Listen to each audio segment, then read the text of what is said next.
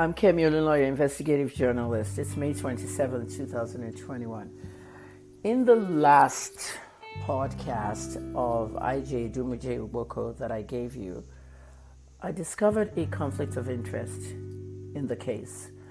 In the part where the defendants, Pamela Ifejoku and 5 others, were charged by the court for murder and terrorism. The court order stated that were charged for these, and the magistrate court said that they could not try them for terrorism in a magistrate court in Delta because terrorism is a federal offense. So that case has to be transferred to the High Court. In that process, the magistrate was invited by the Attorney General and some powerful person to alter and change that order. An order signed at 10 a.m. was changed at 4 p.m. under duress. And this magistrate signed the order. And Pamela Ifejoku and the rest of the defendants were released. But when it was decided that what was done was wrong, everybody was rearrested. 2 people were killed in this communal crisis. 2 innocent people. Pamela Ifejoku is saying on YouTube videos that her father is innocent. And there's so many people who are going to testify against her father. 2 of them I have interviewed. There's another side to this story that I now want to tell you on Idumuje Ugboko. The defendants on the terrorism matter are in Abuja. It said they were allegedly planning to kill Ned Ugboko, the philanthropist and billionaire businessman, former lawmaker. Chetsa, or is it Chita, and another inmate are in Kuje prison in Abuja. And it is said that they actually threatened Ned. Those 2 were in a cell with a 3rd inmate. That inmate was not in their case. The way the prisons are made, the way they're structured, you might be in a cell with other people who have other cases. Cheta and another person were discussing the case. A 3rd inmate was asleep. Well, they thought that he was asleep. He was not. He was actually listening to them with his eyes closed. And this inmate's name was Ugboko. I said was because this inmate is now dead. When this inmate left prison, and I believe he came in for a domestic case of some sort, maybe domestic violence, he allegedly, or I say he reportedly overheard them, Chita and the other guy, saying they were heavily funded by a person who owns an oil and gas firm. And the person owns petrol stations. Cheta and some other inmates in the terrorism case. The defendants in the murder case, Pamela Ifejoku, those guys are in Asaba Detention Center. But the terrorism guys are reportedly here in Abuja. They're definitely here. It's very hard to go and interview somebody in prison. So now we have Cheta, another person, and Ugboko, a roommate to them, who overheard that they were heavily funded by a person who owns an oil and gas firm and oil and gas stations. The first person that came to my mind was Gabriel Ugboko of Rain Oil. And this is why I made the call to Ugboko to want to talk to him and interview him on his role here. Because Ugboko wrote an article about the community, Idumuje Ugboko, The Path to Peace. I read the article, and the more reason why I wanted to talk to him. And I got his number. I'm a journalist, I can get anybody's number. And I called him. Today is Thursday, the 27th. On Monday, I called Ugboko, who told me to call him back at 4 o'clock. I called back fruitlessly at 4 o'clock, and I could not get him. He said he was on his way to Lagos to travel to the States on Wednesday. So if he traveled to the States on Wednesday, he's gone yesterday. I can't reach him. I called him almost 12 times, a lot. He did not pick up the phone. And this is exactly why I want to talk to him. Ugboko doesn't have to tell me that this is true or this is not true. No one wants to be affiliated with these thugs. Many of these thugs, they were brought in from Anambra State. They were paid. They were heavily funded. The transaction between whoever allegedly paid them and the work they did to cause mayhem in the community was witnessed by someone that I've interviewed, Kachi Ugboko, one of Ned Nwoko's cousins. I came here to Abuja to interview these key eyewitnesses. They're star eyewitnesses. Meanwhile, the court order that freed Oki Ifejoku and put him back into prison, which his daughter is crying all over social media about, was changed. The magistrate was threatened.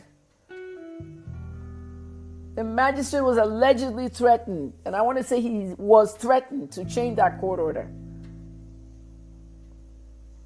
And it's important that she knows that. Pamela needs to know why her father was rearrested.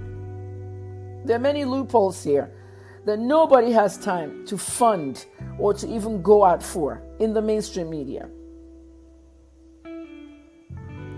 Osibosa overheard them. What did he do when he left prison? He overheard. Did he tell anybody? This is what happened next. Osibosa attended a big church in Abuja called Koza, Commonwealth of Zion Assemblies. While he was at Koza as a congregation member, he met somebody that knew Ned Nwoko. Two people, actually. He met two people that knew Ned Nwoko. I don't know how that came about. But however they connected, Osibosa wanted to speak to Ned Nwoko, that he should protect himself. And those defendants were trying to kill him. They can actually kill you from outside, inside the prison. They can, kill you from inside the prison and organize it. Osibosa wanted to protect Ned's life. So he told this person in Koza to give the message to Ned Nwoko. I want to know about these people in the prison. That's why I want to talk to Mr. Ugboko, because they mentioned the fact that the person was in oil and gas and they were heavily funded. Hands have been pointed at Ugboko quite a few times, but nothing like talking to him in person. And yes, he can deny that. There's a lot of speculation, a lot of rhetoric, and a lot of lies that people are also fielding around. But he's refused to talk to me. He doesn't make time to talk to me. What happened next? Osibosa, the person that told a church member who knew Ned Nwoko, and the message finally got to Ned Nwoko, suddenly was found dead. Osibosa was not in an accident. He was not shot. He was not stabbed. He just died. His autopsy would have showed whether he was poisoned somewhere. Maybe something he ate or drank with someone. Nobody knows. The DSS and the police were notified because he had information of a threat to Ned Nwoko's life from people inside the prison. I'm not playing with this kind of stuff. Look at the woman that married Chris, the actor in Hollywood. His American wife that was married to two people. The husband is a big drug dealer. He organized her killing outside her office in America. We all saw that. Things are really, really being planned in the prison. I know that. So it's very important to have the DSS and police protect Ned Nwoko. When they were notified, the IGP, Mr. Adamu, who is now being removed Adamu has been replaced by a new IGP. There's a problem. When an IGP does something, the other IGP has to carry up the new cases.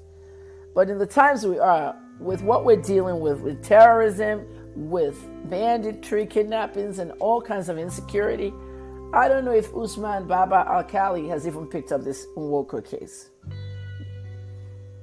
The DSS and police were notified that IGP Adamu called Ogbeche, Mr. Ogbeche, the CEO of Ren Oil, called Ogbeche and Ugboko and had a meeting with them in March. March of 2021, they had a meeting with the IGP, Adamu. Adamu ordered a full investigation on what was heard in the prison and why Osibosa was found dead. The key to what killed Osibosa, we don't know and we may never know. There is an officer, an investigative officer in the police who I'm talking to about that case. The investigator told me that he'll get back to me. I've called him. But what I'm hearing, the family of Osibosa, they have refused to cooperate. They have refused to cooperate. They don't want an autopsy. I think he's been laid to rest a long time ago. And I can see why they don't want to cooperate, because they don't want to get killed. So that's one person down.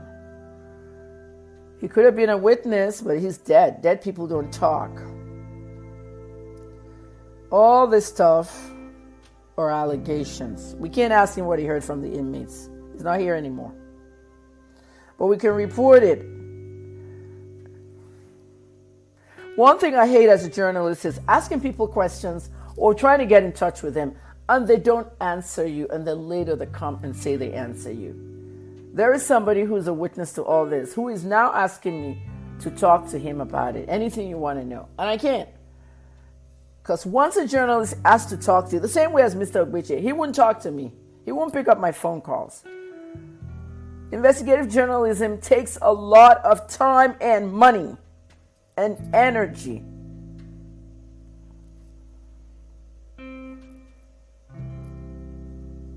I have court papers.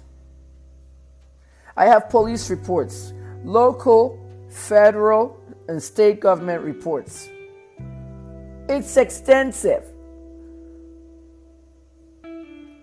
Who is funding the thugs that destroyed Idumuje Ugboko? Who is doing what? In my next broadcast, you're going to see the interviews with Chukwuma and Kachi Nwoko. It is very compelling.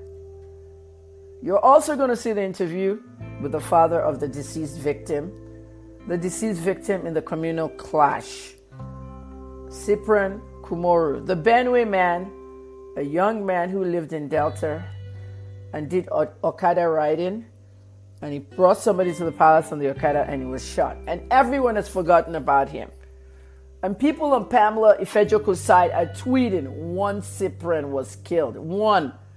He has a name, Cyprian Kumoru, and I met his dad, and all he wants is his son's body. I'm Kemi. I'm a lawyer, investigative journalist. Idumuje Ugboko.